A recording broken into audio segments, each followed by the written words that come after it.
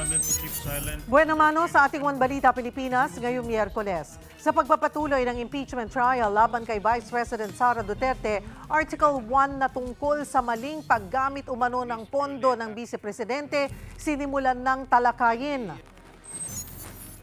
Department of Energy, tinatrabaho na raw na maalis sa electric bill ang system loss. Pero kung sakaling aabutin pa raw ng 1 taon bago maramdaman ang epekto. At 2 low pressure areas, binabantayan ngayon ng Pag-asa. Gaano kalaki kaya ang tsansa na tuluyan itong maging bagyo? Magandang taghali, Luzon, Visayas at Mindanao. Thank you for joining us. Good afternoon sa mga nanonood sa akin. This has been my guide. Ang buting utang, kumikita sa mga utang, pagkikita. Nagsana ang mga paluwas sa kanilang mga probinsya. Hola! One Balita, Pilipinas!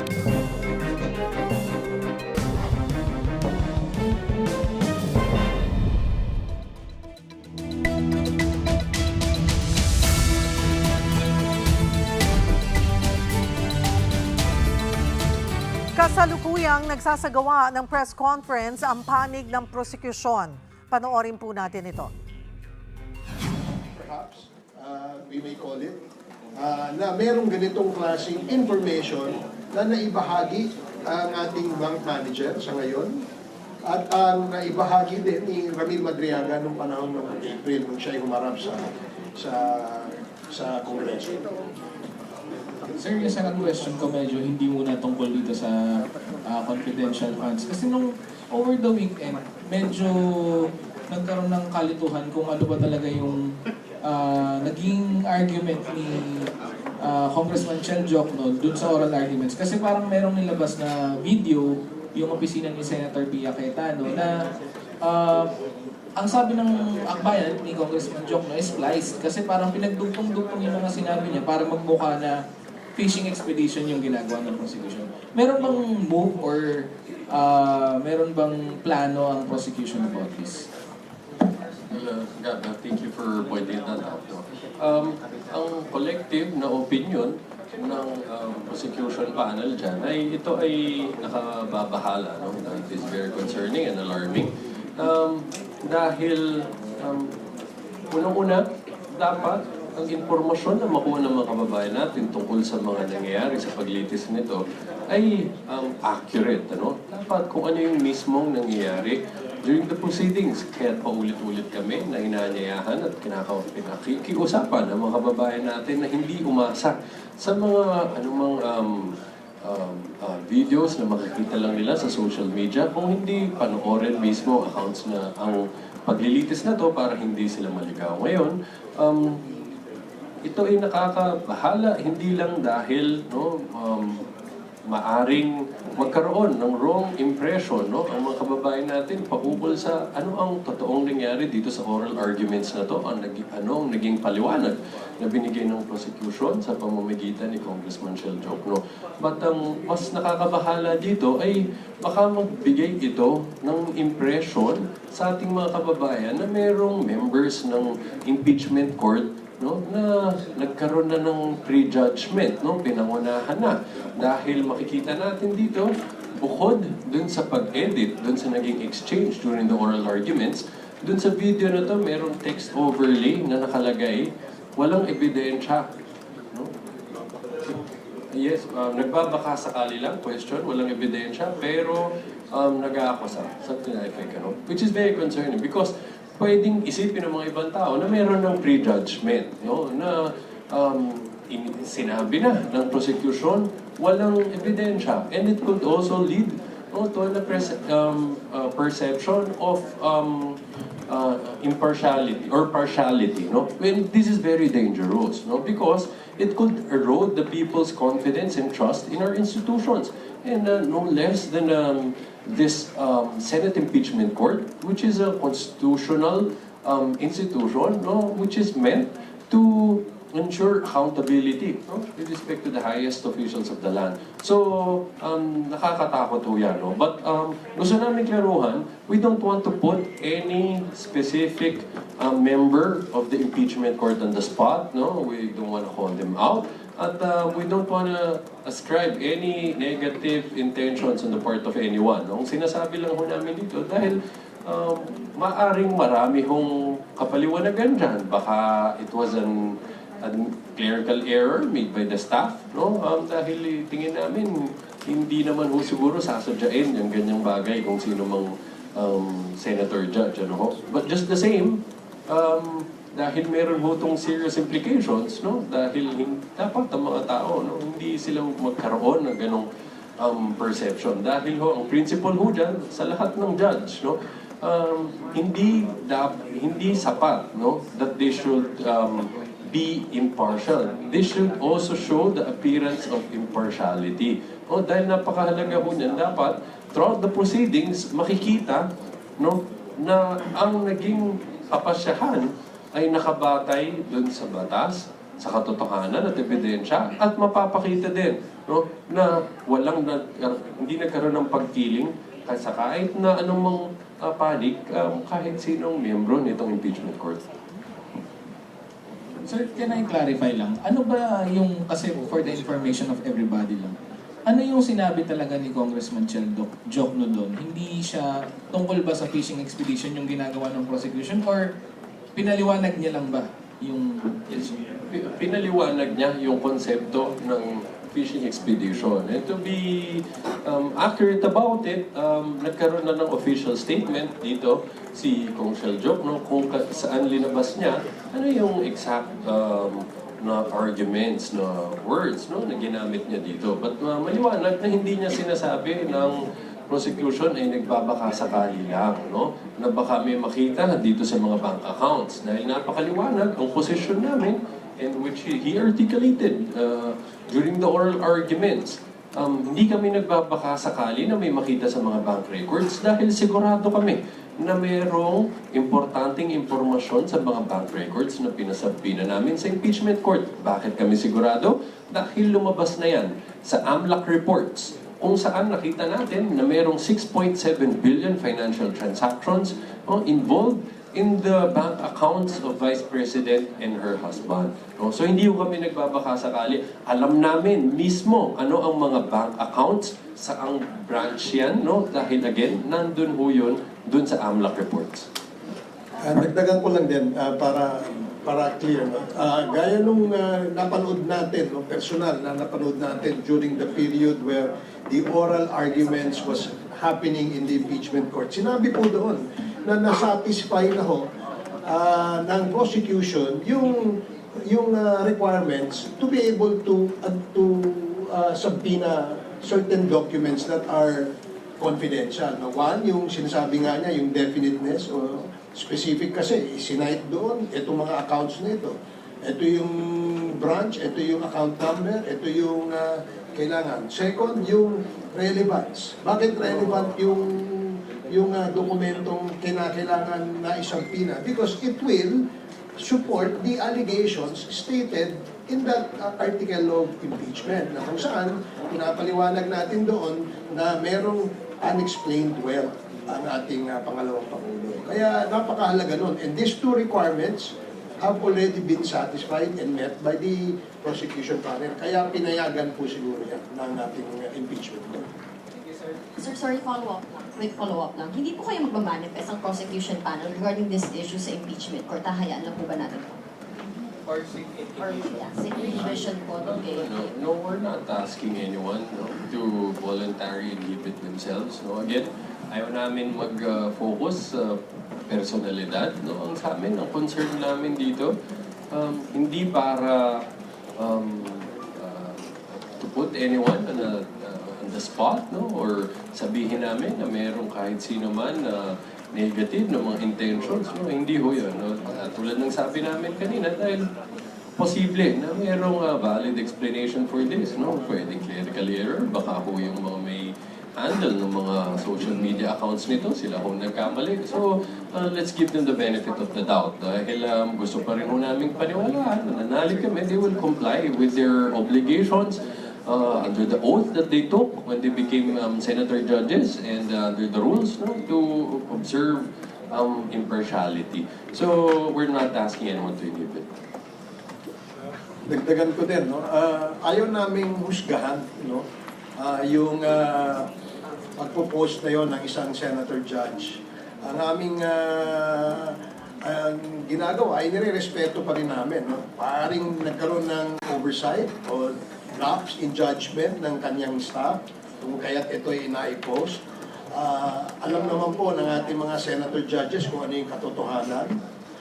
Yun nga, kaya nga po pinapanawagan namin palagi na magkaroon po sana ng pagsubaybay ang ating mga kababayan nang sa ganun maiwasan yung mga pagkalat nitong mga sinasabing fake news. Kagaya po niyan, nandyan po tayo lahat and we are all witness to what transpired in that debate or in that argument. Nakita natin na matibay at malakas ang posisyon na pinanindigan ng ating prosecution. And in that light, nakita natin no, na itong lumalabas na mga video na yan ay taliwas doon sa totoong nangyari. Kaya nga, yun ang ating ano. And I think, alam naman po ng ating mga senator judges yung kanilang sinumpaan, tungkulin bilang senator judges. Alam din po nila ang mga provision ng ating rules of procedure in impeachment proceedings at dapat tumalima sila rito. Sir, good afternoon po.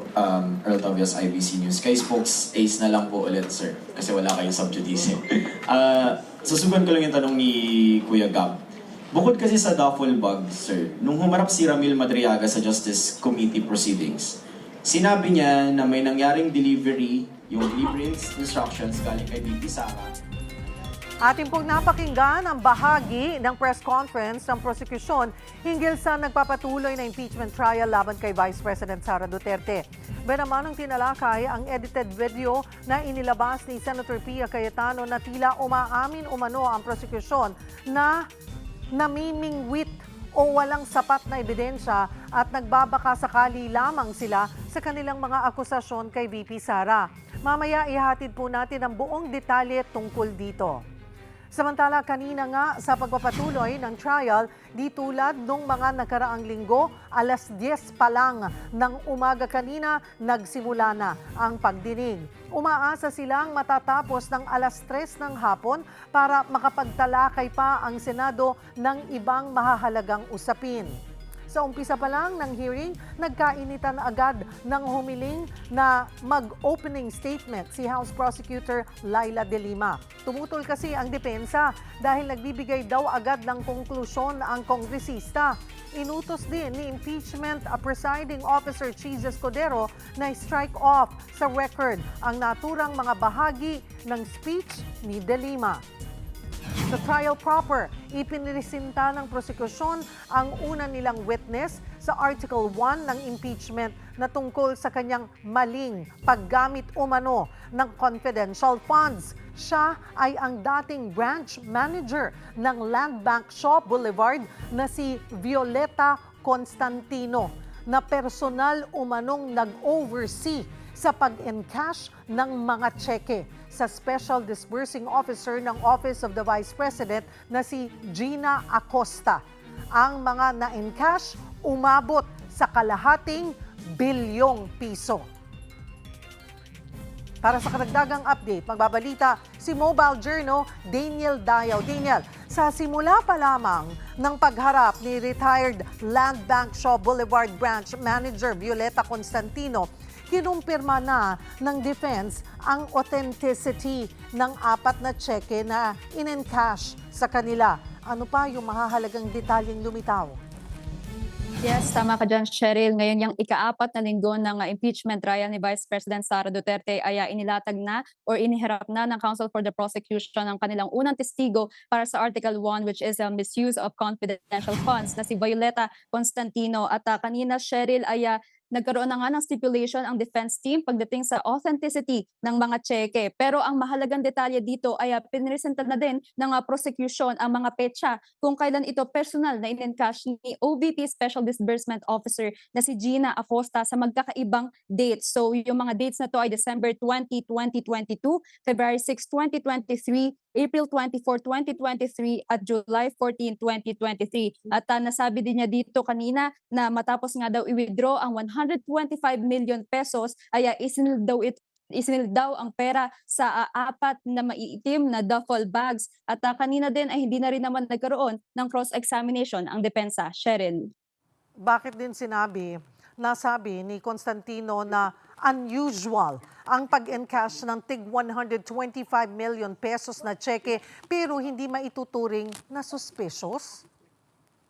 Yes, Cheryl. Alam mo, nasabi nga na kanina na mahigit kalahating milyon yung total ng na disburse or na encash ng OVP. Pero going back dun sa sinabi mo na unusual, ito kasi ang sinasabi niya dito ay isahang withdraw daw sa isang araw yung 125 million at saka isinilid sa apat na duffel bags. Though hindi naman din daw masasabi na ito ay illegal dahil meron naman daw contact yung OVP na si Queenie Masangkay na tumawag pa nga daw sa Land Bank 2 days before para ihanda yung pera, Cheryl. Bukod kay Constantino, sino pa nakatakdang humarap na testigo ng prosekusyon? Yes, Cheryl, natapos na ngang humarap ang testigo na si Violeta Constantino at mamaya pagkatapos ng break ay inaasahan na harap naman si Land Bank Branch Manager DepEd Branch na si Nanita Camposano. Though inaasahan natin na same proceedings lang ito pero hindi natin masasabi kung anong oras nga matatapos itong impeachment trial, Cheryl. Isinulo ng prosekusyon na gawing article per article o salit-salit na paghaharap ng prosecution at defense para sa bawat articles of impeachment. Ano ang tugon dito ng impeachment court at defense team? Yes, Cheryl. Alam mo kanina hindi natin nakausap ang defense team pero nagkaroon tayo ng press con kaya Attorney Jay Tolosa ang counsel for the prosecution at ninilaw niya kanina na ang talaga namang nag-raise ito ay si Senate President Win Gatchalian at ang presiding officer Cheese Escudero para ma-expedite o mapabilis nga yung impeachment trial. Pero pagdating naman sa depensa, ang sabi niya hindi na lang daw niya isasabihin in bullet points pero ang point naman daw ng depensa dito ay naiplansya na ito sa pre-trial order pagdating sa paglalatag ng ebidensya at yung due process nga ang pinaka-pinopoint nila dito. So far, Cheryl, nagsimula na nga yung impeachment trial at nakita natin na naipresenta na ang Article 1. So yun ang inaasahan natin, Cheryl. Maraming salamat, Mobile Journal, Daniel Dayaw. Para mas mahimay pa natin ang impeachment trial ngayong araw at iba pang mga pangyayari sa politika, magkakasama natin si Strat-Based ADR Institute President Professor Dindo Manhit. Magandang tanghali po sa inyo, Prof. Nakamute po yata tayo, Prof. Ay, sorry, Ayan po. magandang tanghali. Magandang tanghali po. Simulan po natin dito sa Day 10 ng trial na nagpapatuloy sa ngayon matapos nga ang State of the Nation address ni PBBM. Ano po ang inyong masasabi sa mga naisawalat pa sa impeachment trial ngayong araw? They're discussing, at sinimulan ngayon, first day ng Article 1. Tingnan natin, Cheryl, look at it from the point of view ng publiko. No?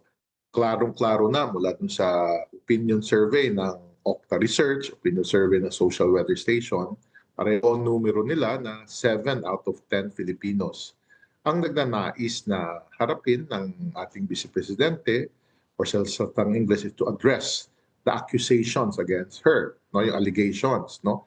At importante dito ay talagang harapin. Ang ibig sabihin dito ay kailangan mapakita na hindi mga nangyari or meron ba silang supporting arguments na hindi ito illegal. No? So babantayan natin yan, especially as we go into Article 1, 2, and 3, na ang punot dulo ay corruption or misuse of funds of government. And from that misuse of funds of government, it has even led to possible unexplained wealth. So ang challenge yan is paano ba ito haharapin ng ating Vice Presidente na hindi lang through his prosecution, or through his defense team, but the prosecution should really demand clear answers and wag nang paligoy-ligoy or wag gumamit ng mga legal tactics because the public deserves to know the truth At kung talagang walang pananagutan, huwag siyang convict. Pero kung may pananagutan, tuloy-tuloy dapat at laliman ang investigasyon ng impeachment court ng Senado. Okay.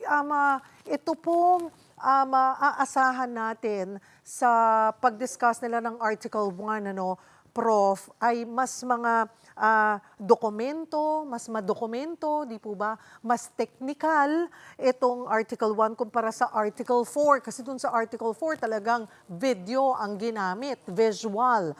So, hindi ba mawawala po yung interest kaya ng publiko dito sa impeachment trial? Kung Hindi mga ito documents or... procedural. Opo. Hindi ito procedural lamang dapat. No? Huwag nating Hindi mo Right. Ayusin lamang po natin. resources lang. Prof, pasensya na po.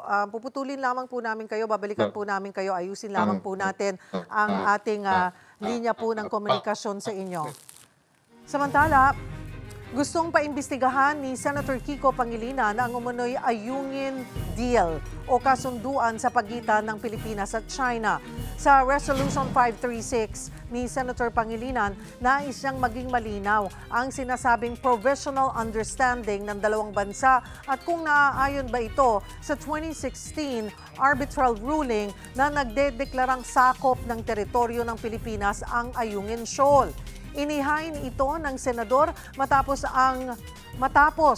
masugatan ang dalawang Philippine Navy personnel sa komprontasyon sa China Coast Guard sa Ayungin. Unang iginiit ni Chinese Ambassador Jing Quan na labag daw sa provisional agreement ang mga aktibidad ng Philippine Navy sa BRP Sierra Madre na nasa Ayungin. Pero una nang sinabi ni Defense Secretary Gilbert Teodoro na wala siyang alam dito. Iginagalang naman daw ng Department of Foreign Affairs ang mandato ng Senado na magsagawa ng mga pagdinig. Welcome daw ito sa kanila para linawin ang mga issue sa kasunduan sa tamang forum. Tinatrabaho na ng Department of Energy ang utos ni Pangulong Bongbong Marcos na alisin ang system loss charge sa electric bill. Pero posibleng abutin ng 1 taon bago yan maipatupad ayon sa ahensya. Para bigyan ng mukhang balita, Mobile Journal, Ivan Tarinque. Posibleng abutin pa ng hanggang 1 taon bago maramdaman ng mga consumer ang inaasahang bawas singil sa kuryente mula sa pagtanggal ng system loss. Sa aking palagay, panahon na para tanggalin na natin ang systems loss na pinapasa sa consumer. Isa ito sa mga direktibang inihayag ni Pangulong Bongbong Marcos sa kanyang ika-5 SONA. Ang system loss charge ay ang singil sa mga customer para sa nawawalang kuryente sa proseso ng pagpapadala ng supply mula sa mga planta papunta sa mga distribution utilities hanggang sa mga kabahayan at mga establishmento.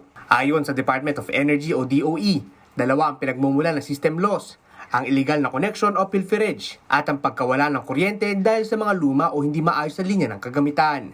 Kung matatanggal sa electric bill ang system loss, tinatayang aabot din sa 5 hanggang 10% ang matitipid ng mga consumer. Mas malaki sa mga nasa malayong lugar dahil may ibang mga electric cooperatives na umaabot pang araw sa 16% ang system loss charge. Lahat kasi ng system loss may solusyon.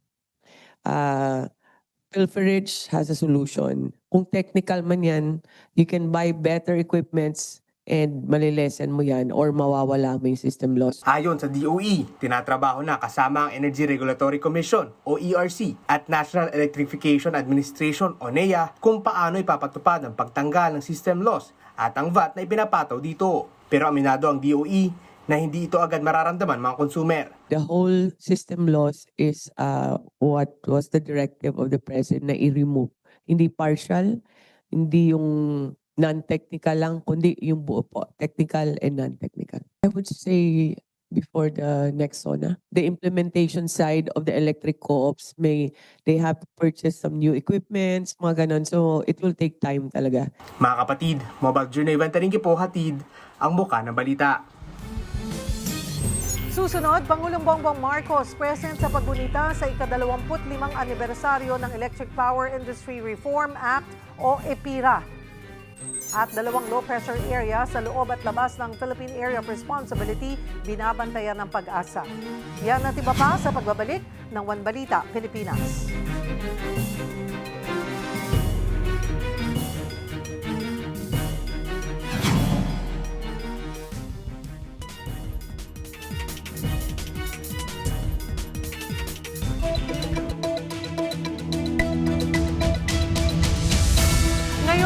patuloy ang impeachment trial, nasa The Hague pa rin si Vice President Sara Duterte.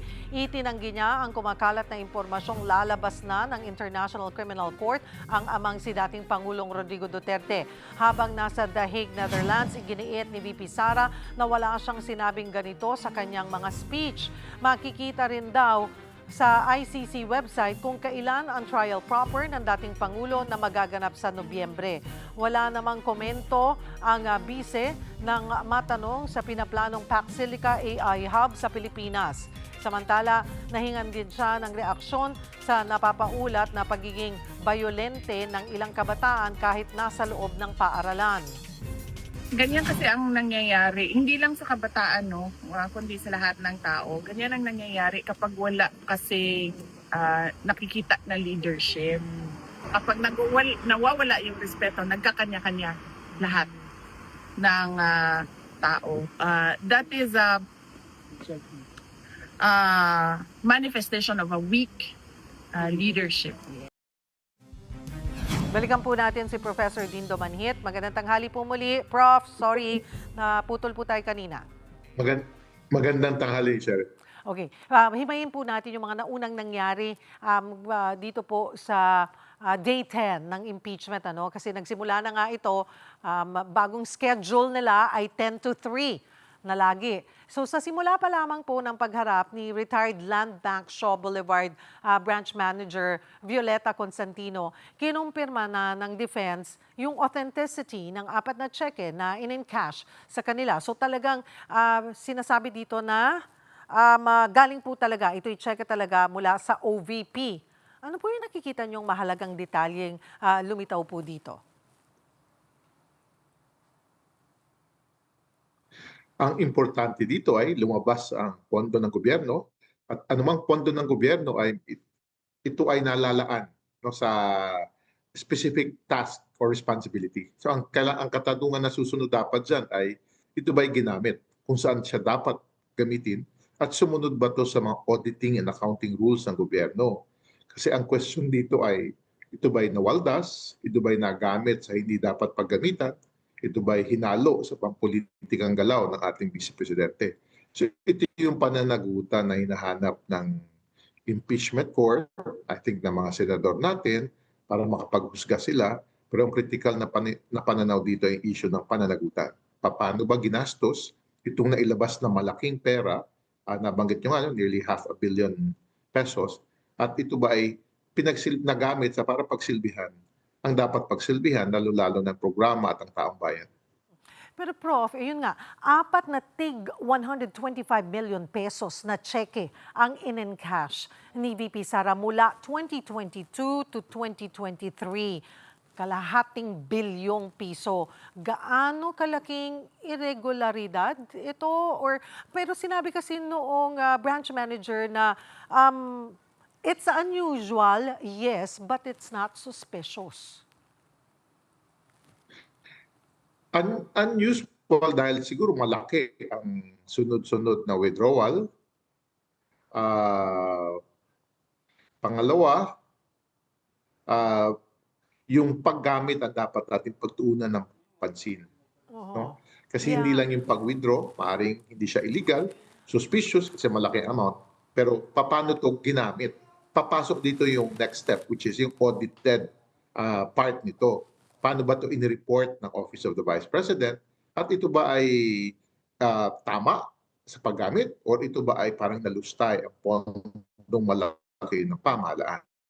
So that will depend on other evidences that will come out or even the auditing reports that was used by previous committees in the House of Representatives to raise the flag na may problema. May pagwaldas ng pera dito. Doon po sa... Okay, this is just the branch manager. Wala siyang mapapatunayan kung nilustay ng hindi maayos itong amount na ito. Yes. This is part of the confidential funds, siguro po rin, not sure if sasagot nyo rin, para mas maintindihan din ng ating mga kababayan, saan nga ba dapat ginagamit pag sinabing confidential funds? At kasi ang malaking challenge din po dito, when you say confidential funds, mayroon bang mga resibo yan tayo na makikita? Kasi nga, confidential funds eh. Saan lang dapat umiikot yung paggasta nito o paggamitan po nito, Prof? At bakit ang Office of the Vice President ay may ganito kalaking confidential funds?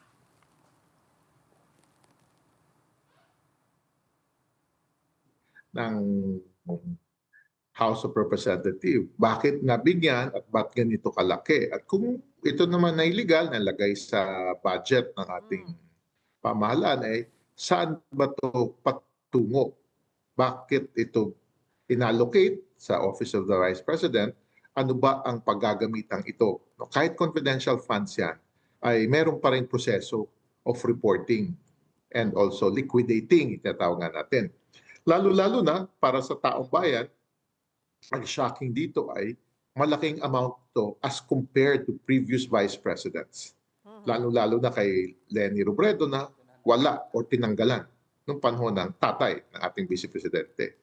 So, ang dito ngayon ang issue ay saan ginamit at kahit paano dapat may report. Kaya nga may audited version yan. Dito lumabas yung mga pangalang Mary Grace Piatos. No, na dapat recipient daw. So yan ang mga dapat tingnan natin ngayon.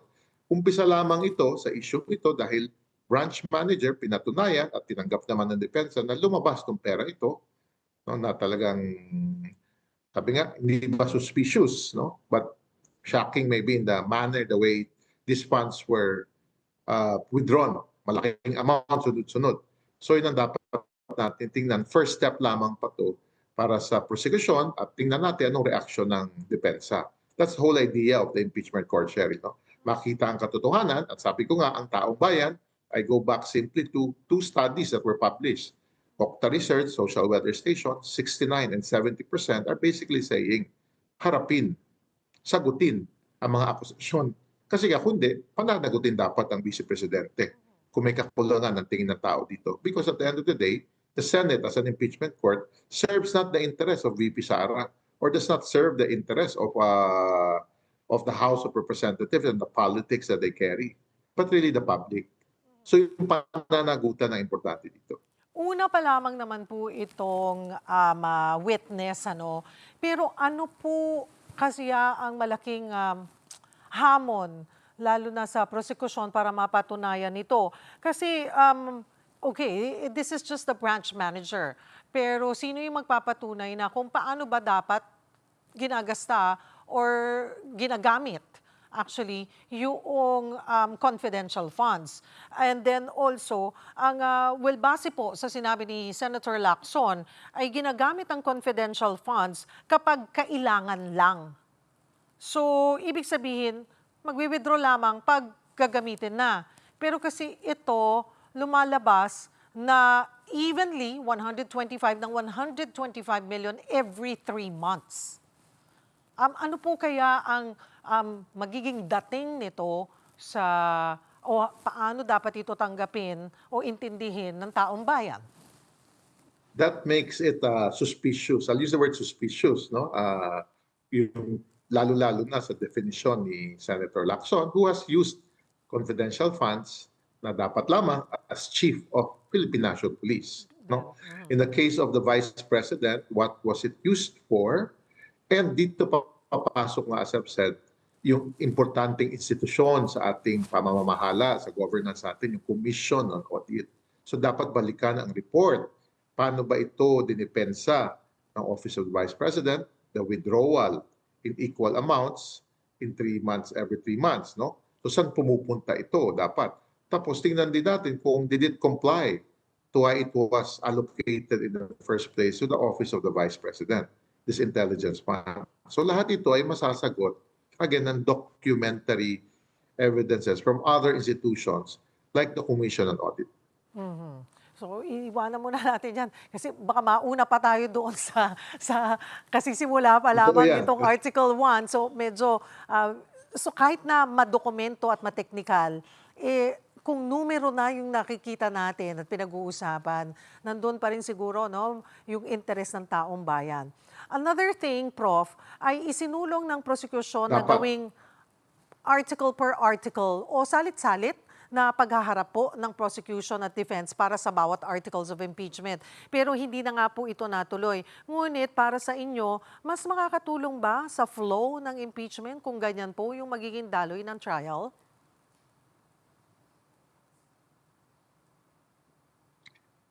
Kanya-kanyang strategy. Cheryl yan, no? So baka may reason kung bakit nila nais yun. Pero sa akin, isang taong bayan, isang taxpayer, ang pinag-uusapan na rito, yung Article 1, 2, and 3, is pananagutan ng isang public official elected with millions of votes.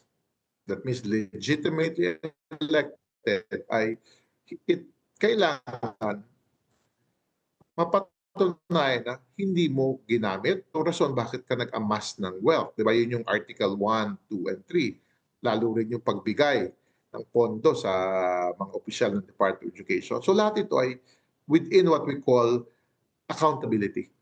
Kailangan managot, ang dapat managot in this case, this is the impeachment of the Vice President. Kailangan naman i-prove ng prosecution that they have enough evidence that they're laying down to the Senate na rason na dapat i-impeach ang Vice Presidente kasi ginastos, winaldas ang pera ng taong bayan. Panghuli, Prof, sa gitna po ng lahat ng political noise na ito, ano yung dapat pinaka-tutukan pa rin ng publiko at ng ating mga leader? Sa atin lahat, dapat ang isipin natin, sino man ang nakaupo, ano man ang posisyon, ano man ang kapangyarihan, ano man ang ating ibinoto ng nakaraang eleksyon, tandaan natin.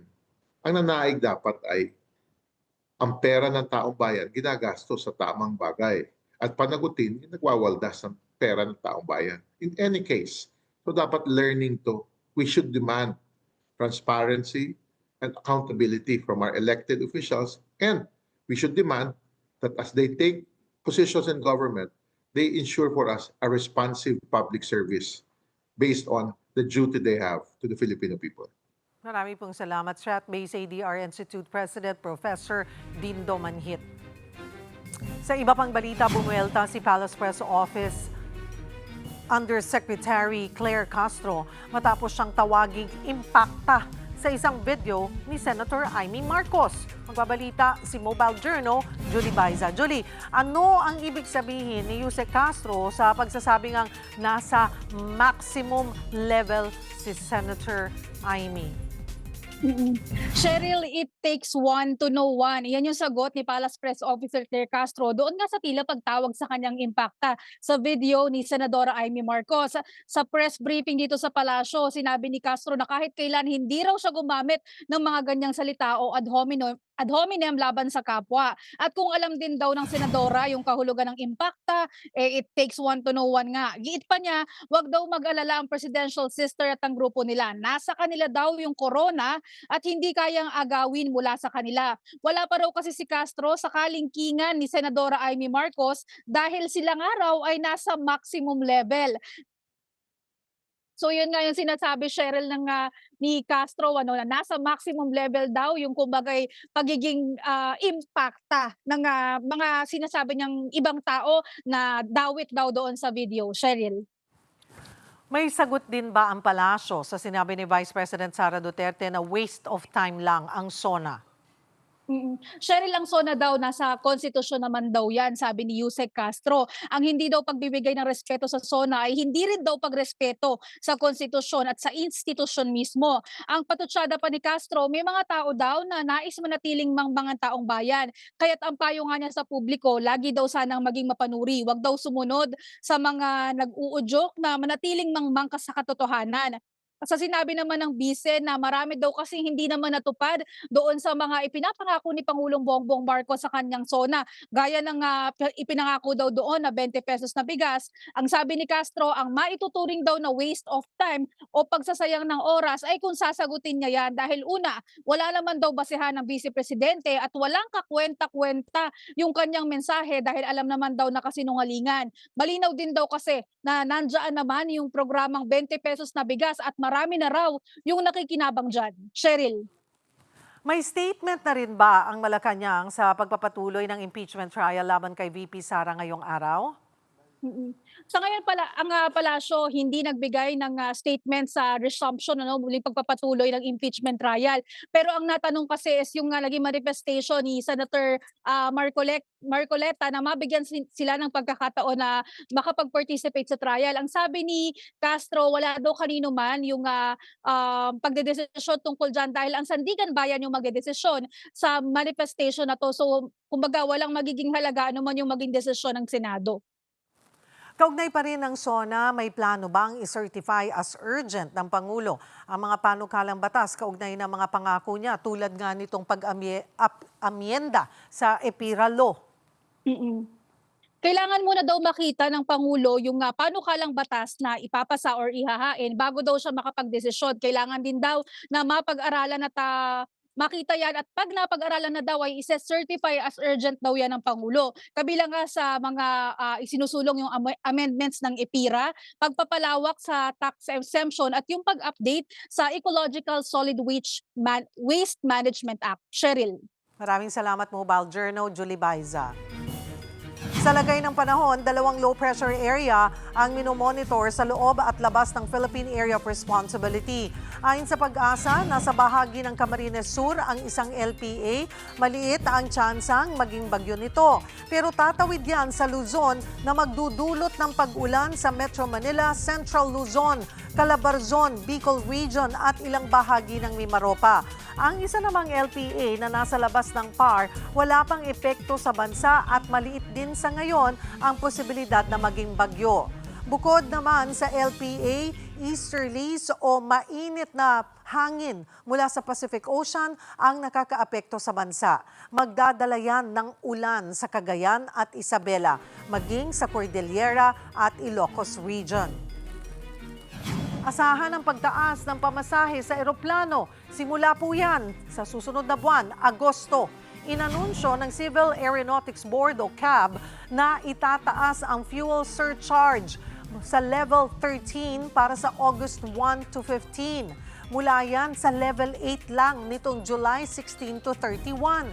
Bunso dito ng pagtaas ng presyo ng langis sa world market dahil sa tensyon sa Middle East.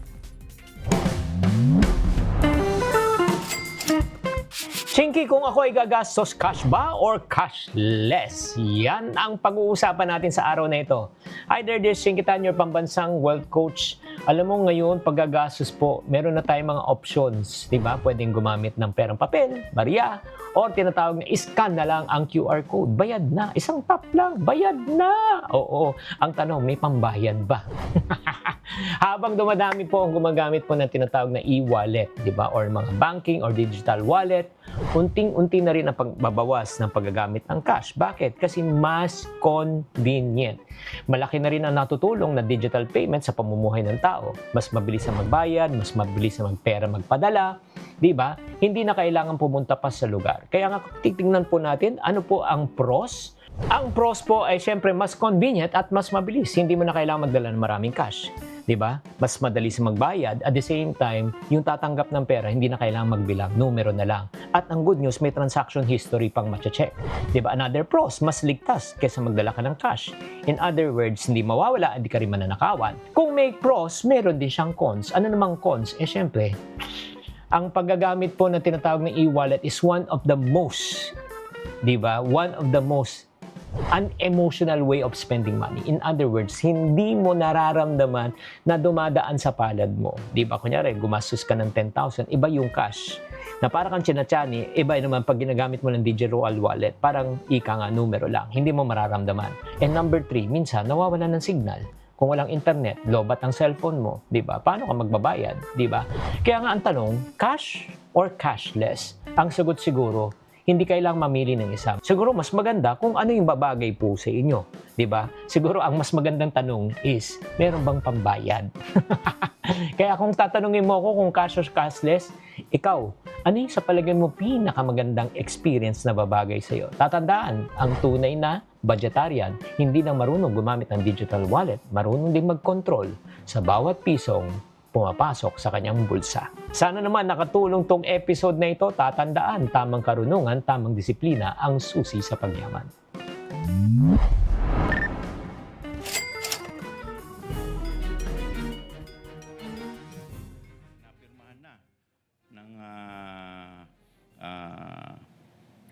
yung dulong-dulo, sabi po ninyo, na-approve na, napirmahan na. Ano na po yung susunod na mangyayari kung meron man po?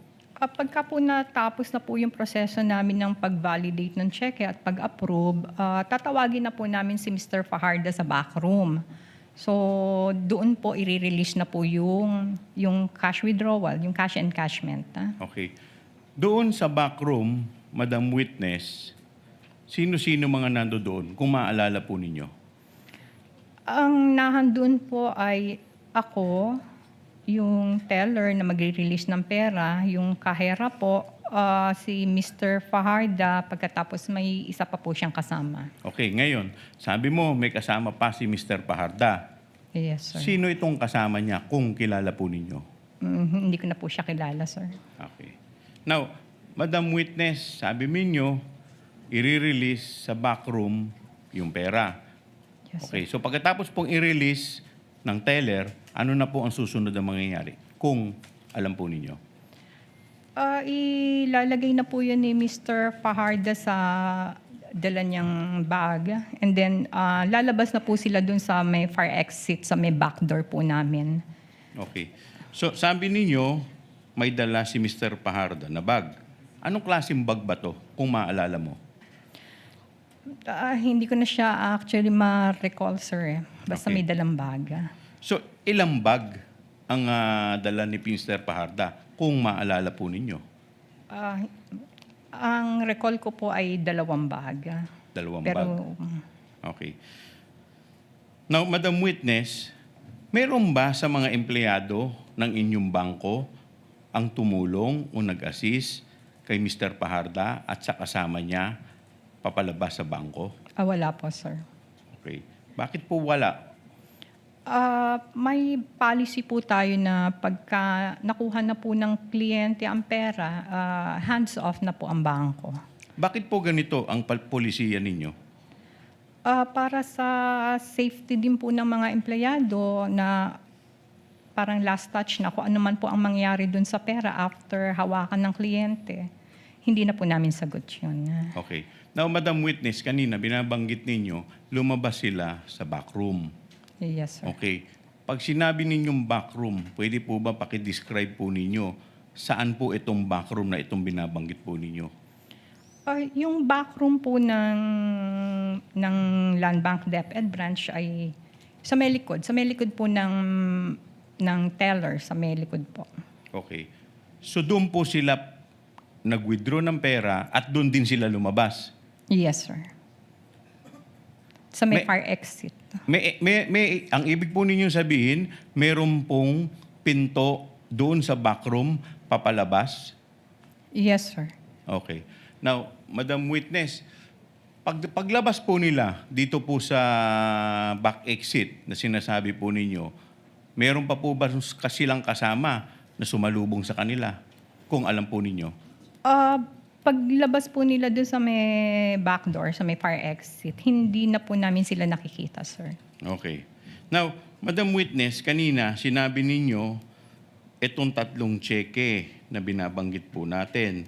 Now, magkakano po yung totality nito, netong 3 cheque na pinag-uusapan po natin? 3 ano po yan, 37.5. So, mga ano po, 112.5 million. Okay. No further question, Your Honor. Finished with direct cross counsel for respondent, Attorney Po. Your Honor, just 1 or 2 questions for cross. You may proceed, sir, with your cross-examination. Thank you, Your Honor. Madam Witness, kanina po, kayo po ay nakapagsabi na lumabas po sa fire exit sa backroom. Yes, sir. Lumabas po siya sa fire exit dahil po ang land bank ay actually nakadikit sa DepEd compound, hindi po ba? Yes, sir. At lumabas po siya doon para po sa kanyang safety siguro at hindi na po lumabas sa publiko pa dahil nasa loob na po ang DepEd. Objection, Your Honor. Incompetent. If she knows, witness may answer. Only if you know, Madam Witness. The question again, sir? Lumabas po siya sa fire exit dahil safer po yon dahil nasa loob na po siya ng DepEd. Tama po ba? Yes, sir. No further questions, Your Honor. Redirect. No redirect, Your Honor. Any senator judge who wish to intervene or make interjections? Senator Judge Kiko Pangilinan. Thereafter, Senator Judge Risa Ontiveros. Thereafter, Senator Judge Amy Marcos. Thereafter, Senator Judge Joel Villanueva. You may proceed, Senator Judge Pangilinan. You have 2 minutes. Thank you, Ms. Witness. Sa usap sa iyong naging karanasan bilang bank manager at government agencies ang tinatransact, gaya ng natanong namin kanina ng ilang mga senador, normal ba yung pag-withdraw ng 37 million cash sa inyong branch? With Land Bank DepEd po, for government agencies, ano siya, unusual po ang amount ng pag-withdraw. So unusual. Yes, At sir. unusual dahil ano ang usual na masasabing transaksyon for government agencies? For DepEd, sir? Yes. For DepEd, parang nagre-range lang ng mga nasa... I'm not sure masyado, sir, pero parang mga 10, mga nasa ganoon lamang. 10 million cash. Yes, sir. Okay, so yung 37 is almost 4 times more than the usual. Yes, sir. And other government agencies, ganun din ba? 10 million o mas mababa? With Land Bank DepEd po, No, other government agencies. Yes, in Land Bank DepEd branch. With Land Bank DepEd, si DepEd lang naman po kasi ang aming government agency ng hawak. Okay. Yung 37 million, ilang years ka na sa... 34 years, sir. So in your 34 years, was this the first time you had to deal with 37 million cash 3 times in a period of 3 quarters?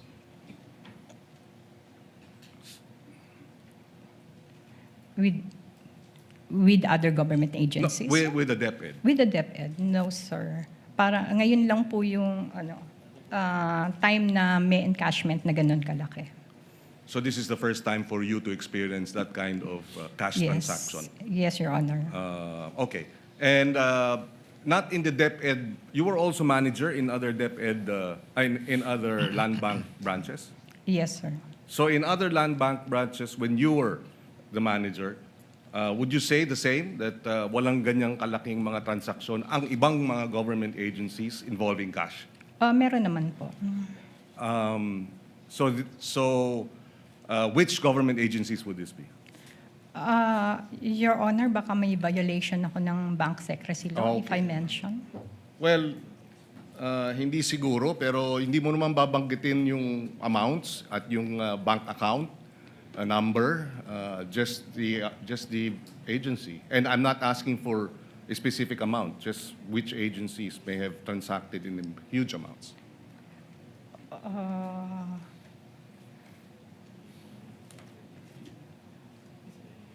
I really Well, can't. suffice it to say that what you're saying is, in your previous experience, it has happened, pero dito sa DepEd, it has never happened. In DepEd, Yes, sir. Land Bank. Okay, wala na po akong ibang tanong. Maraming salamat. Thank you, Senator Judge Kiko. Senator Judge Risa Ontiveros is recognized for her interjections. You may proceed, ma'am, when you're ready. You have 2 minutes.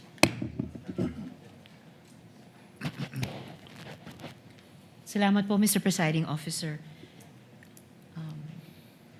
Madam Witness, sabi niyo nga unusual na makapag-withdraw ng 37.5 million pesos in cash sa isang araw at karaniwan ay 10 million pesos. So, halos isang kaapat lang nung halagang yun. Ano po yung naisip ninyo nung winidraw nila yung ganyang kalaking halaga? Wala naman po. Wala naman. At sinabi po ba nila sa inyo kung para saan yung 37.5 million pesos in cash na iyon? No, Your Honor. Hindi rin. Okay. Nung 2023, 112.5 million pesos po ang nirelease ng inyong branch sa Department of Education na pinamunuan noon ni Vice Presidente. At binanggit niyo po kanina, 2 bag each time. Each of those 3 times ang ginamit. Naaalala niyo po ba kung ganong kalaki yung mga bag na yon? Hindi po. Parang 2 bags pero I'm not sure. bilang branch manager po, paano nyo sinigurado na aprobado ni Vice President Sara na secretary noon? Paano nyo siniguradong aprobado niya yung mga transaksyong iyon na ganung halaga at in cash sa bawat araw 3 beses? As approved ni BP Sara po Yes, ang paano nyo transactions. sinigurado iyon? Dumaan po kasi yan sa sa DBM. Kasi DBM, approved ng DBM po yan. Na-release po ang pondo ni BTR. Mayroon po yung advice and pirmado po ng mga authorized signatories ng DepEd. Okay. So dumaan sa DBM hanggang makarating po sa inyo yung mga cheque, ganung halaga, in cash, ini-encash nga po, and then inilalabas sa branch nyo sa tigalawang bag. Pero nananatili yung impression nyo na unusual yung ganyang kahalaking halaga na 37.5 million pesos at in cash, hindi po in checks. Unusual yung 37.5 po. So nananatiling para sa inyo, unusual yung halagang 37.5 million pesos dahil halos times 4 nung usual na sinabi niyong 10 million pesos at most. Yes, ma'am. Alright. Salamat po, Madam Witness. Salamat po, Mr. Thank you, Presiding Honorable Officer. Ontiveros. Senator Judge Marcos is recognized for your interjection. Thereafter, Senator Judge Villanueva. Thereafter, Senator... At nagpatuloy muli ang impeachment trial nga laban kay Vice President Sara Duterte. Nagpresenta ng ikalawang witness ang prosekusyon mula sa Land Bank DepEd na si Nenita Camposano, isa ring retired branch manager. Sa pagkakataong ito, nasa 37.5 million pesos daw ang kabuuang halaga naman ng mga tseke. Sinabi ni Camposano na hindi ito ang unang pagkakataon na humawak ng ganito kalaking halagang transaksyon. Pero tumanggi siyang idetalye ang mga ito. Tuloy-tuloy pa rin ngayon ang special coverage sa impeachment trial sa One News. Diyan lamang po kayo mga kapatid, magbabalik pa ang One Balita Pilipinas.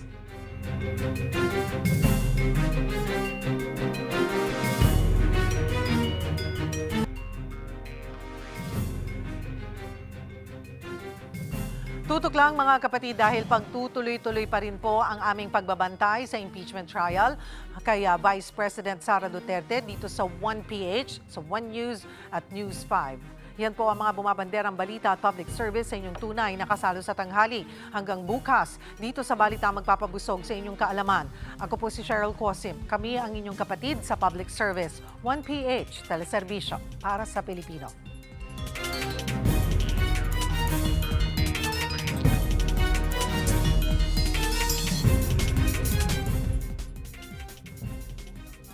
Hindi nyo naman